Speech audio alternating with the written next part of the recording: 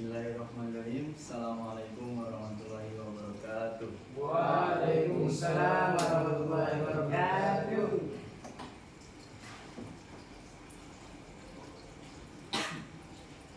Sebelum kita mengawali pelajaran pada pagi hari ini, mari kita berdoa terlebih dahulu. Berdoa mulai. Bismillahirrahmanirrahim. Rabbi shrah li sadri wa yassir li amri wahlul 'uqdatam min lisani yafqahu qawli. Amin. Apa pelajaran kita pagi hari ini, anak-anak? Pelajaran kita Al-Qur'an. Hadis.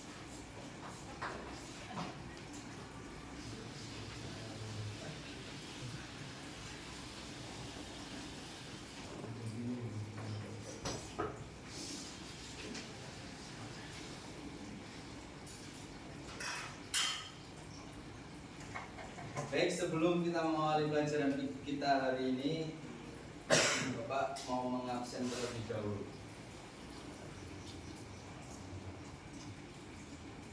Agam, Ini Pak, Surya, hadir Pak. Mutakin, Hadir Pak Guru. Renalva, Present Bapak. Pai, Hadir. Iman Nurjayat, Hadir. Sakit, Hadir Pak. Maulana. Hadir Pak. Baik. Setelah ini Bapak mau merapikan terlebih dahulu tempat duduk dan pakaian kalian. Ya, silakan dirapikan tempat duduk kalian dan baju atau pakaian kalian. Silakan.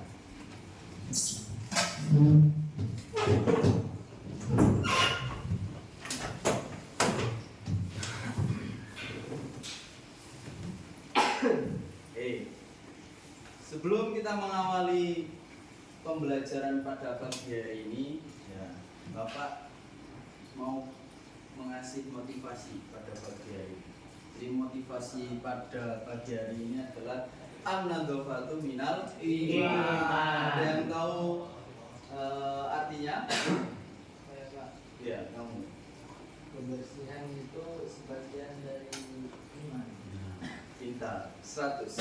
Ya, jadi kalau kita mau belajar, ya kita tuh harus berpakaian yang rapi. Supaya apa? Supaya kita itu enak dalam belajar, ya, nyaman dalam belajar juga. Ya. Bisa dimengerti? Siap, paham Pak. Sebelum mengawali pelajaran atau pelajaran melalui bab yang akan datang, Bapak mau mempertanyakan kembali atau mengulas kembali pelajaran minggu lalu. Ya. Baik. Pertanyaannya yaitu, apa pentingnya sifat jujur dalam muamalah dan bagaimana semangat menuntut ilmu dapat membantu dalam mencapai kesuksesan? Ada yang tahu? Baik, coba kamu. Menurut saya, sifat jujur dalam muamalah sangat penting karena dapat membangun kepercayaan dan kredibilitas dalam berinteraksi dalam orang lain.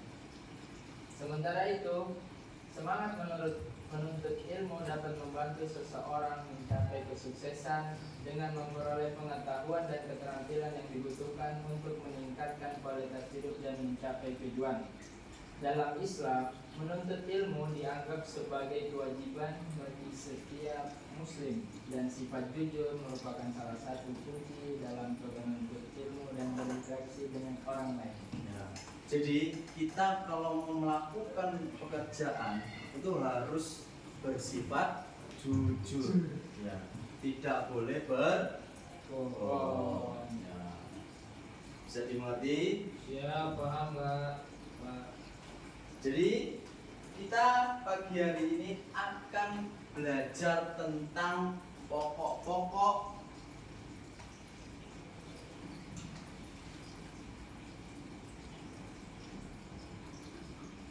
pokok-pokok kandungan Al-Quran dan struktur Al-Quran. Apa bab kita pada hari ini? Pokok kandungan Al-Quran dan struktur Al-Quran.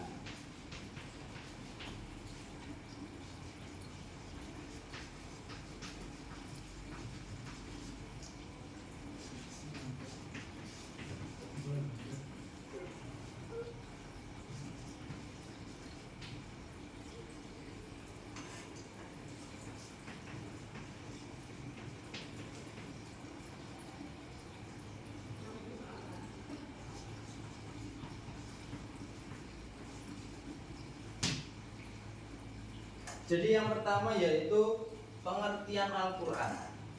Pengertian Al-Quran adalah Al-Quran itu kitab suci umat Islam yang diturunkan kepada Nabi siapa? Nabi Melalui wahyu. Nah, kitab ini itu juga menjadi pedoman hidup kita, ya, kehidupan bagi umat muslim seluruh dunia, ya. Dan juga Al-Quran ini terdiri berapa surat? 114 surat. Berapa surat? 114 surat. Dan juga berisi ayat-ayat yang mengajarkan tentang berbagai aspek kehidupan di dunia ini. Seperti apa? Seperti akhlak, setelah itu ibadah, dan hukum-hukum. Nah, setiap surat juga mempunyai tema dan pesan yang berbeda, ya.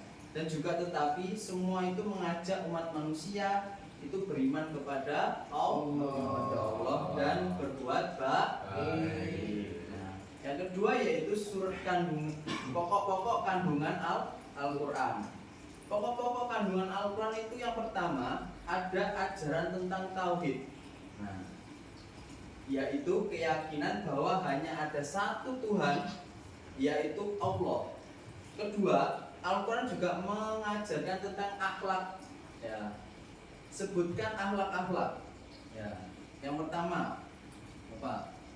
Akhlak jujur, akhlak sabar, akhlak saling menghormati,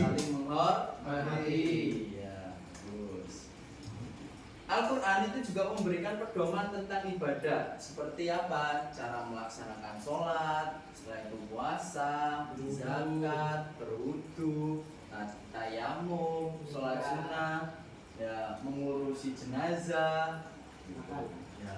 Baik dong. Baik. Ya. Jadi mengerti? Siap, paham Pak.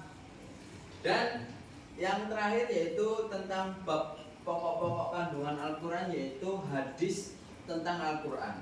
Nah, Nabi Muhammad SAW itu mengingatkan umatnya untuk selalu membaca dan memahami Al-Quran. Salah satu hadis menyebutkan bahwa sebaik-baik kalian adalah yang belajar Al-Quran dan mengajarkannya.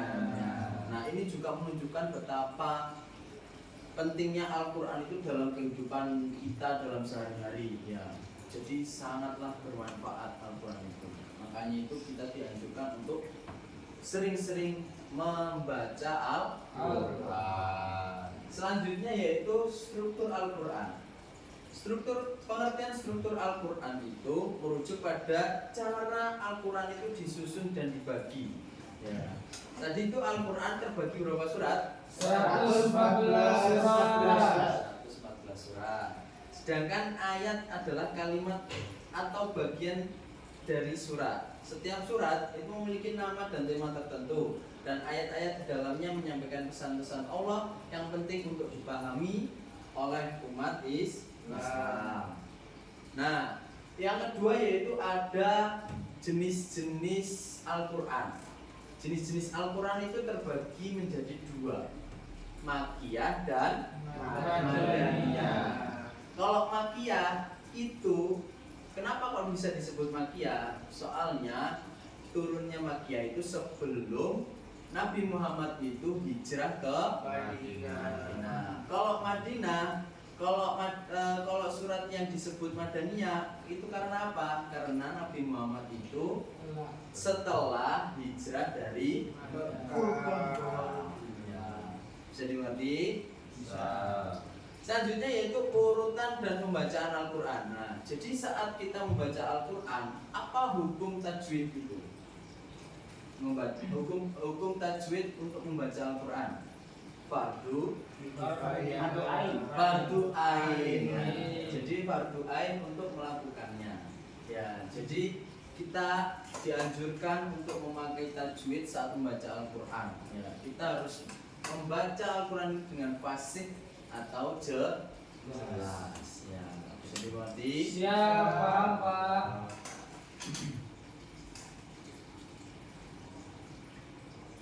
Nah, kesimpulan dari pelajaran pada hari ini yaitu kita dianjurkan untuk selalu membaca Al-Quran dengan baik dan benar. Ya, bisa dimengerti? Siap, paham Pak.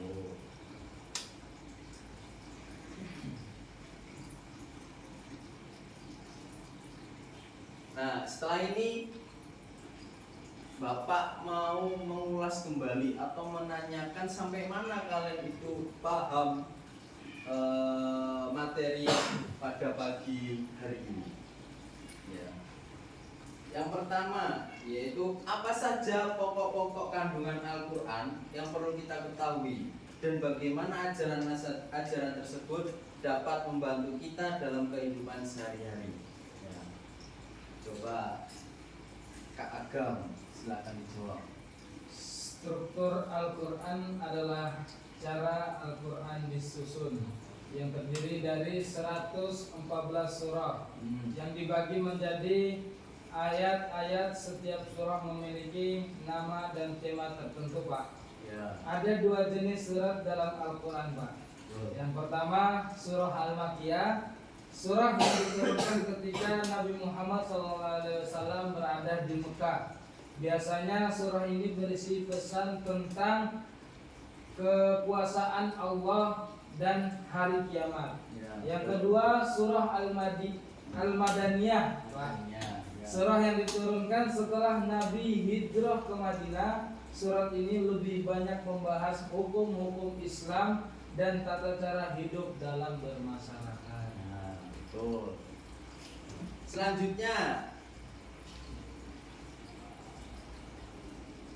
apa saja pokok-pokok kandungan Al-Quran yang perlu kita ketahui dan bagaimana ajaran-ajaran tersebut dapat membantu kita dalam kehidupan sehari-hari? Coba Kak Bayi, silakan jawab. Jadi pokok-pokok kandungan Al-Quran yang perlu kita ketahui antara lain pertama itu ada tauhid, kedua akhlak, ketiga ibadah. Tauhid itu adalah keyakinan bahwa ada satu Tuhan yaitu Allah. Ajaran ini mengingatkan kita untuk selalu menegakkan Allah dalam sebuah aspek kehidupan. Yang kedua akhlak, yaitu Al-Quran mengajarkan tentang pentingnya memiliki akhlak yang baik seperti jujur, sabar, dan saling menghormati. Ini penting agar kita bisa hidup harmonis dengan orang lain. Yang terakhir adalah ibadah. Al-Quran memberikan pedoman tentang cara ibadah seperti sholat, puasa, zakat, dan melaksanakan ibadah ini kita dapat mendekatkan diri kepada Allah dan mendapatkan keberkatan dalam hidup. Ya, betul.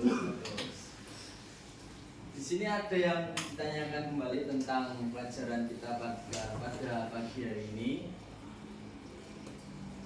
Kalau tidak ada kita cukupkan ya. Ya. Jadi untuk hari ini yaitu ta'laman sogiron wa'mal bihi kabir.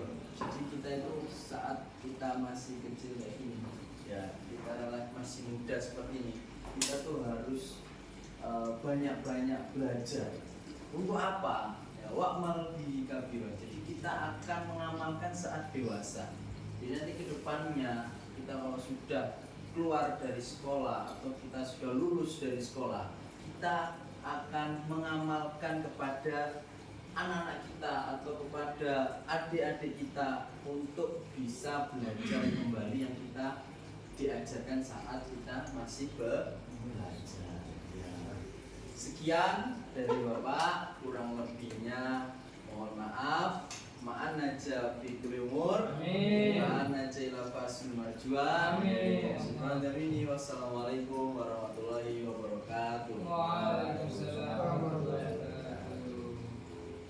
Syukron